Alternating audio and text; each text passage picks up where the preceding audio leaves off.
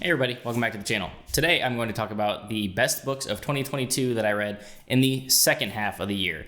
So I already have a video on my channel that I'll link down below that should also be in a card up in the top corner of the screen. That was the best of 2022 of the front half of the year. Now I'm going to finish the list. I didn't pick a particular set of books number wise, like there's just not like a top 10 or anything. It's just the best books of the year. I've read a ton of great books this year. I have a lot of favorite series of the year, a favorite trilogy as well, but here are the rest of my top books of the year of 2022. Now, kicking it off in no particular order, it's just the order that I'm going to grab these in. Now, this kind of counts as a reread, but it's been a very long time since I've read anything Tolkien. So, The Lord of the Rings by the man himself. Now, of course, I have not finished all of them yet. I'm currently reading The Two Towers, but obviously Fellowship is just fantastic. I also love this edition because it's just a single bind up because it was meant to be one book anyway. So you get a lot of additional stuff in here, but also just a nice leather bound sort of a big floppy edition of Lord of the Rings. I want to put this down. But Fellowship is just such a brilliantly written fantasy novel, and I had read The Hobbit earlier in 2022 as well, which I absolutely loved. I just don't think it holds a candle to Lord of the Rings itself, although it sets up a lot of great characters and world and atmosphere. Fellowship is just so fantastic, and I honestly forgot a lot of what was in it, just that you see in movies 2 and 3 even, where there's just certain aspects of the book that you don't get on screen. There's characters that change. I had forgotten how many different characters had changed from screen to book. I mean, obviously there's the obvious ones of like Tom Bombadil doesn't exist in the movies. I can see why they cut his part of the book, but I love it. It's so wacky and weird, and he's quirky and probably doing a lot of crack. He's insane. The book focuses so much on the hobbits themselves. I feel like they get more fleshed out in the book before you are joined by the rest of the Fellowship. And I had even forgotten that the end of the Fellowship movie is not the end of the Fellowship book.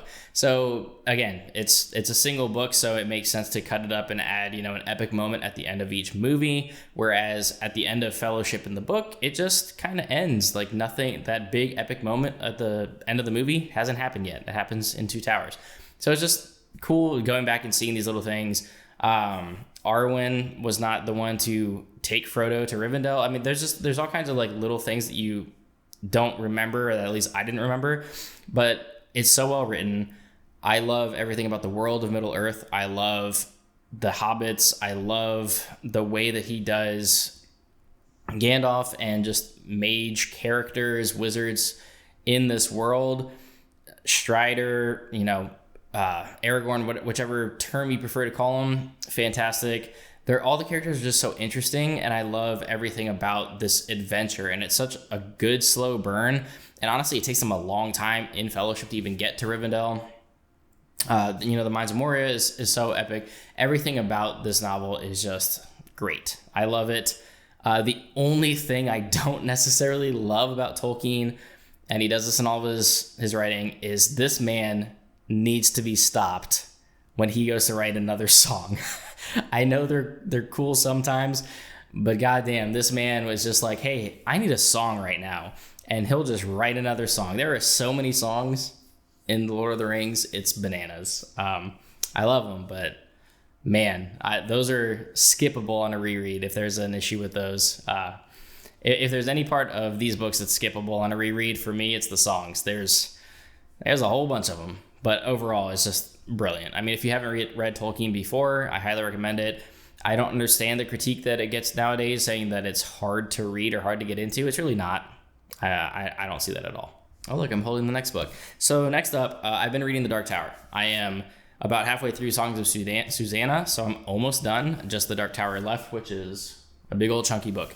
Another big old chunky book is Wizard and Glass, book 4 of The Dark Tower, and my personal favorite currently. Wolves of the Kala was also fantastic. So was Wastelands. So was Gunslinger. I love Gunslinger. It was my favorite of the first 3. But Wizard and Glass, I think, hands down, does the best of The Dark Tower so far. And there's some of the concepts that Stephen King gets into here is brilliant and amazing. I love how he's constantly mixing timelines and characters and mid-world with our real world and different whens and wheres. It's just the entire premise and plot of this is so engaging and mysterious, and 7 books in, I still don't know what the hell is going to happen. I don't know what the purpose of the Dark Tower is just yet. I know there's a lot of beams going on and there's bridges everywhere and time is wibbly wobbly, talking lobsters, trains, dudes on horseback with masks throwing Quidditch balls. Like, everything is bananas with this world, and it's so awesome. I love it. Stephen King, obviously being Stephen King, writes very thick books. He takes a lot of time to spend intimate moments with characters, so there's heavy dialogue in these books. Even like Wolves of the Kala spent a ton of time on like the town and people in that story that were separate from Roland and his quartet. It just, the stuff that he focuses on is so interesting, and I feel like that could bog a lot of books down, and it just doesn't in this series. And Wizard and Glass really kicked ass. There was just so many cool things that happen in this, and then going to Winds Through the Keyhole and understanding that just the shape and the mold that book is in between this and book 5 is just, I don't know. Dark Tower is awesome. It's still the weirdest fantasy that I've ever read. I don't know what would compare to how weird it is and out there it is, but it's really cool. And I think the kind of thing that only Stephen King could write, because his brain is just not like ours. I had to take a time out for the worst book of 2022. It's Empire the Vampire. Next up, honestly, this is kind of hard for me to pick one. I think it's got to be book 3 because the ending was so well done. But Fonda Lee, man, Jade Legacy and the entire Greenbone saga. This is definitely the best trilogy that I've read in a long time. Definitely the best trilogy that I read in 2022. And she wrapped this up so well that I don't know what could have been better. Just as far as finishing the story, I think she does a fantastic job with representation in these books. She does a fantastic job with a lower urban style fantasy where Jade is not only the magic system, but it's also trade value, it's commerce, it's power, it's wealth, it's jewelry. It's the way that she uses Jade and creates a magic system, but also just kind of like it's the pulse of society in this world is so well done. The characters are really interesting. And you forget sometimes that you're basically rooting for a bunch of gang members. It's warring mafia clans, essentially. And most of them are not great people. Some of them are very obviously worse than others. But they do a lot of questionable shit, even the good ones. So you can't always... You don't hate them for it because they're so well written. But like they're not great people most of the time. There's a lot of shocking moments throughout the series. Huge twists and turns that I wasn't expecting throughout that were well done. I thought the plot was going one direction when it went another. I definitely thought I knew what was going to happen by the end of it, and I was wrong. Just so well done. The dialogue's fantastic. The action when it happens, which it is sort of few and far between, it's a lot more of like intimidating conversations and power grabbing and politicking, and then there are fights. Of course, there's a lot of like gun fights mixed in with Jade abilities, because a lot of these people are basically just like Jade warriors or super soldiers essentially, and then they use a lot of guns because it's the mafia. But it's just so well done. The characters are great. The family dynamic is fantastic. It's super well done. These worlds sort of feel real to me. I don't know what exactly it was based off of. I'm sure I could find it online where this story is kind of based on. I don't know exactly where it was based on, but I'm sure she was pulling, historical moments to go off of. And honestly, one of the things that she excelled at during this is time skips and just aging of characters throughout the series, because this series spans decades, multiple decades through these 3 books, and it's handled really, really well. Between books, like if a decade passes, it felt natural. You understand where these clans would be in that moment. You understand why certain things would take that long, and it doesn't feel jarring. And I think that was just, I appreciated it because it was just so well done, where sometimes you can time skip and it feels super off, and it just didn't. Everything in this worked so well for me, and I honestly didn't expect to like it as much as I did, and it was fantastic. So I know I was one of the last people on YouTube probably to read this. But if you haven't read the Greenbone Saga, I highly recommend it. It's great. Man, I've talked a lot about fantasy today, haven't I? Well, I'm going to continue that in a slight variation here with Fullmetal Alchemist. So as part of reading stuff with Elle and Patrick and some others, we read all editions of Fullmetal Alchemist. I have the Full Metal editions because they're gorgeous. So I'm very familiar with Fullmetal Alchemist from the anime because I watched Brotherhood growing up. The like 2 movies, was it split in half? I don't remember. It was a long time ago. To kind of wrap up the story, I had never read any of the manga though. The last manga that I read was Naruto, and that was 10 years ago. But Full Metal, I always loved the anime. I thought it was brilliantly done. I'm talking about Brotherhood, not the original. I don't, whatever. But Full Metal Alchemist, the manga is incredibly well done. It is heart-wrenching at times. It's incredibly emotional. It's violent as shit at times. It's creepy and dark. I mean, this series does so many things brilliantly. It's hard for me to find a flaw. I love the dialogue. I love the illustrations, the art style. I love the choice of using color here and there on certain drawings versus others that are all black and white. It's visceral when they fight. The entire use of alchemy in this is amazing. Hiromu Arakawa made me laugh so many times reading Full Metal because not only do the illustrations make you laugh because they look silly and ridiculous, there's just so many witty moments in this and just straight up comedy that just inside jokes, running jokes from the beginning all the way to the end. If you've read it, you know what I'm talking about. Like things like Armstrong just randomly flexing and being shirtless is always hilarious. Ed being called short and just having this like internal, just like depressed moment because of it. There's just so many good things about it. Whenever there's action, it's so well done.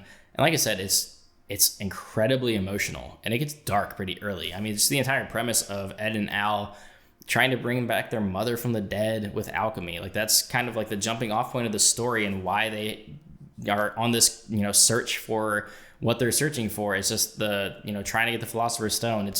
It's so amazing, so well done. And by the end of it, I was completely satisfied with it. It's brilliant. And last but not least, and I'm glad I waited to record this because initially Kingdoms of Death was going to be on this. Did I talk about it earlier this year? I don't remember exactly when I read it. No. I think I probably talked about it in the first half of 2022 now that I think about it. Anyway, Ashes of Man, book 5 of the Sun Eater series. Now, I will have a full review of this coming up soon, as well as a live chat with Leanna, I believe sometime this month in January, to talk about this and Queen Amid Ashes and other stories, which I have over there. It's not in the sleeve right now. Damn. Rakio, again, knocks it out of the park. What can I say about Sun Eater that I haven't said yet on this channel? The man knows his shit. This is the best ongoing sci-fi series, hands down. His grasp of dialogue in the English language is fantastic. He writes beautifully. He also is incredibly efficient with his storytelling.